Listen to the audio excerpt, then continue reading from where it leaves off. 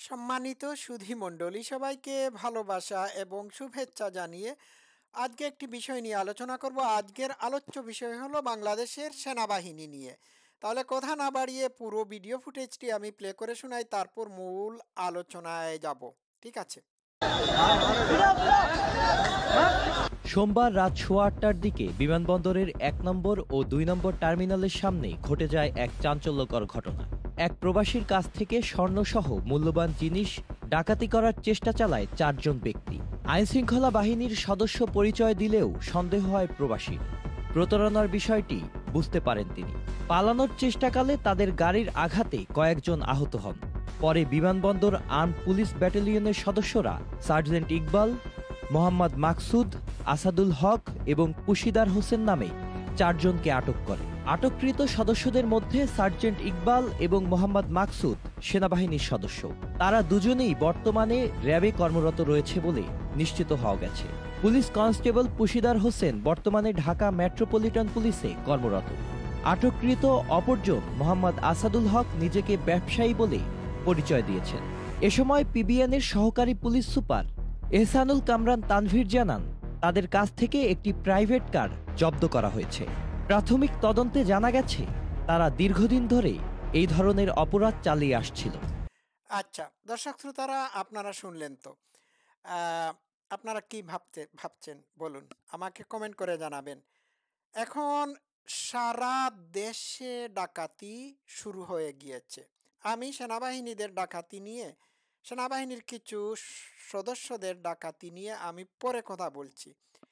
এই 5 আগস্টের দিন থেকেই ডাকাতি দিয়ে এই সরকারের যাত্রা শুরু হয়েছে। ঠিক আছে। 5ই আগস্ট গণভবনে এরা গণডাকাতি শুরুর মাধ্যমে সারা দেশে লুটতরাজের রাজ্য বা ডাকাতদের রাজ্য বা সরকার প্রতিষ্ঠিত করেছে। এই এদের শুরুই হয়েছে ডাকাতির মাধ্যমে। ডাকাতির মাধ্যমে বললে হবে না, গণডাকাতির মাধ্যমে এদের যাত্রা শুরু হয়েছে। মাননীয় প্রধানমন্ত্রী শেখ হাসিনার একটা বক্তব্য থেকে আমি যেটি শুনেছি সেটি হলো যে ইনুসও নাকি গণভবনে গিয়েছিল ডাকাতি করার জন্য। এটা আমি শুনেছি। আমার কাছে এটি প্রমাণিত না, যেহেতু একজন প্রধানমন্ত্রী বলেছেন সেই হেতু এটি সত্য হবে। তো ইনুসের এই ডাকাতদের মাধ্যমে সারা দেশে ডাকাতি হচ্ছে। এখন সেনাবাহিনী, ইনুস হলো সেনাবাহিনী সমর্থিত সরকার। সেনাবাহিনীর বেশ কিছু সেনা সদস্যদের সমর্থিত সরকার হচ্ছে ইউনুস। এখন এই ইউনুসের সেনারা দেশে আজকে ডাকাতি করতেছে।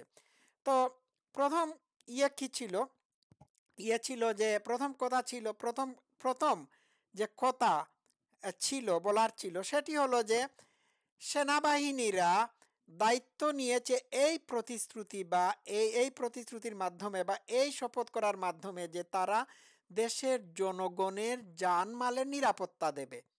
নিরাপত্তা দেওয়া তো দূরে থাক, এই ভিডিও ফুটেজ থেকে প্রমাণিত হয়ে গেল যে তারা দেশের জনগণের জানমালের নিরাপত্তার বিঘ্ন ঘটাচ্ছে। অর্থাৎ তারা জনগণের মানে মাল সামানা লুটপাট করে নিচ্ছে। বহির্বিশ্বের মানুষরা বাংলাদেশের আন্তর্জাতিক এয়ারপোর্টে হ্যাঁ নিরাপদ না। তাদের সুটকেস, লাগেজ, ব্যাগেজ সবগুলো কিছু কিছু সেনা সদস্যরা ডাকাতি চুরি করে নিয়েছে, ছিনতাই করে নিয়ে যাচ্ছে। এটি কি দেশের ভাবমূর্তিকে উজ্জ্বল করে? যে দেশের সেনাবাহিনী একদা শেখ হাসিনার সময় সারা বিশ্বে পিস কিপিং এর মিশন হিসাবে কাজ করত, সেই দেশের সেনাবাহিনী এখন ডাকাত হিসাবে সারা বিশ্বের মানুষের কাছে পরিচিত হচ্ছে। এটি কি কোনো সুখকর খবর? এটি কি কোনো গৌরবের বিষয়? তো বাংলাদেশে তো মানে বিভিন্ন জায়গায় আজকাল ডাকাতি হচ্ছে, ছিনতাই, রাহাজানি, খুন খারাপি হচ্ছে। এগুলো এগুলো হলো নিত্য নৈমিত্তিক ঘটনা। এগুলোর দায় তো ডাকাইত, ডক্টর না। আপনারা বলে থাকেন ডক্টর ইউনূস, আমি বলবো ডক্টর না বলেন, বলেন ডাকাত ডাকাত ইউনূসের আমলেই হচ্ছে একদম। এই ডাকাত ইউনূস দেশকে ডাকাতি করে ক্ষমতাসীন হওয়ার পরপর থেকেই ঢাকায় গণহারে ডাকাতি শুরু হয়েছিল। জানেন না আপনারা? এই কয়দিন আগেও আমি ডাকাতির একটা ভিডিও ফুটেজ দেখেছি। সারা দেশে কি তাণ্ডব চলছে বলার বাইরে, মানে এগুলো ভাষায় প্রকাশ করা যাবে না। ইউনূস, তুমি জলদি নামো, না হলে জনগণ তোমাকে টেনে হেঁচড়ে নামাবে। সারা দেশ এখন মগের মুল্লুক না, মবের মুল্লুক হয়েছে। ডাকাইত ইউনূসের ডাকাইত ইউনূসের আমলে ডাকাতির পরিমাণ বেড়ে গিয়েছে, কারণ সে নিজেই ডাকাত। ঠিক আছে, কত করে বলবো আমি? বলার কি কোনো কিছু আছে? তারা এই ডাকাইত ইউনূস সব কিছুর দায়ভার আগের সরকারের আমলে, আগের সরকারের আমলের মানে মন্ত্রী মিনিস্টার দায়িত্বশীল ব্যক্তিদের উপর ছাপিয়ে দিচ্ছে। কিন্তু আগের সরকারের সময় তো এইরকম ছিল না, ছিল কিন্তু এইরকম ছিল না। বুঝতে পারছেন? এক ভয়ঙ্কর অবস্থা দেশে বিরাজ করছে। তো দেশে ডাকাত বাহিনী ঢুকে পড়ে দেশকে ডাকাতি করে নিয়েছে। এই ডাকাতদের হাত থেকে দেশকে উদ্ধার করতে হবে। বুঝতে পারছেন?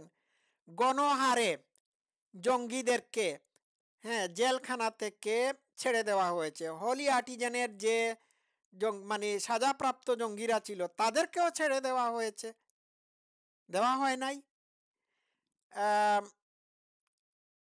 শেখ হাসিনার উপর গ্রেনেড মামলায় যাদেরকে গ্রেফতার করা, গ্রেনেড মামলার আসামি করে যাদেরকে গ্রেফতার করা হয়েছিল তাদেরকেও ছেড়ে দেওয়া হয়েছে।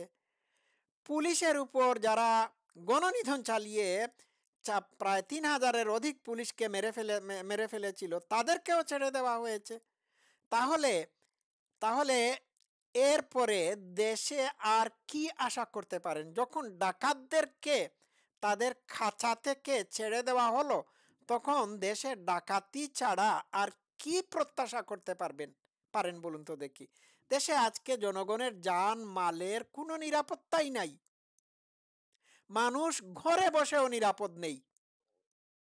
এই তো কয়দিন আগে আওয়ামী লীগের একজন একজন আওয়ামী লীগের নেতা অথবা ছাত্রলীগের একজন নেতাকে খুঁজতে গিয়ে না পেয়ে তার নামাজরত মায়ের মাথায় এমনভাবে বাড়ি দেয় এই সন্ত্রাসীরা। বাড়ি দেওয়ার ফলে, আঘাত করার ফলে মাথা দুই ভাগ হয়ে যায়, মাথার কুলি দুই ভাগ হয়ে যায়, মগজ মাটিতে ছিটকে পড়ে। এই হচ্ছে ইউনূস নামক ডাকাতের দেশের মানুষের জানমালের নিরাপত্তার নমুনা। বুঝতে পারলেন? কই গিয়ে মরবেন? বাজারে যান, বাজারে গেলে একটা কথা শুনবেন মানুষের মুখ থেকে, আগের সরকারই ভালো ছিল। এইভাবে দেশ চলে না, এইভাবে দেশ চলে না। এ থেকে আমাদের এদের হাত থেকে আমাদের দেশকে মুক্ত করতে হবে, এছাড়া আর কোনো উপায় নাই। আজকে সবাই ভালো থাকবেন। Love you all. Thank you so much.